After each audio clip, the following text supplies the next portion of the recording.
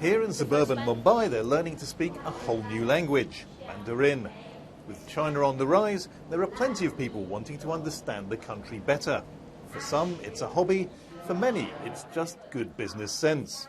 There's a lot of interest. We have people coming from Gujarat. So people who have factories in Gujarat would travel 4 or 5 hours to come to Bombay to take our classes, because it actually does make a big difference when they speak the language. Doors automatically open up. So they need to know the language when they go to China. The links between India and China have grown rapidly over the past 10 years. The most obvious sign of that is here. Go to any street market in India and you'll find stalls laden with cheap Chinese imports. China's manufacturers can turn out goods like this far more cheaply than Indian firms. But that means trade between the two countries is becoming something of a one-way street. China selling its products to Indian consumers. That imbalance is getting so wide, even the Chinese are concerned. The question is, what can India sell China in return? One thing is cotton. India is a major grower, and China's textile mills need a steady supply to make the clothes they sell around the world. But despite that, India's shipments to China have fallen. Indian cotton is cheap, but traders say China is still a hard place to make a profit. Many are now looking to sell their cotton elsewhere. They exactly know the rate at which you buy.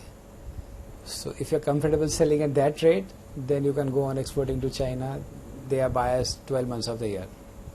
But if you want to survive, if you want to earn something more than you buy, you have to identify better buyers in China who value quality, or you have to find out some other origin which will give you a chance to survive in this business.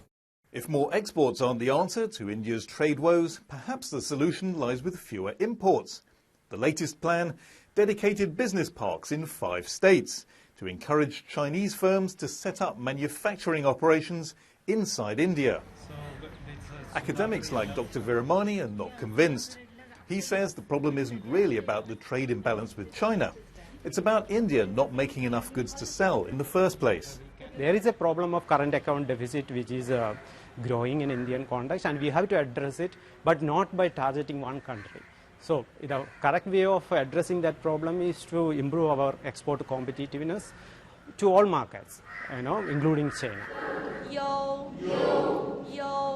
That won't be an easy lesson to learn. Building a more competitive manufacturing sector will mean tough and unpopular reforms.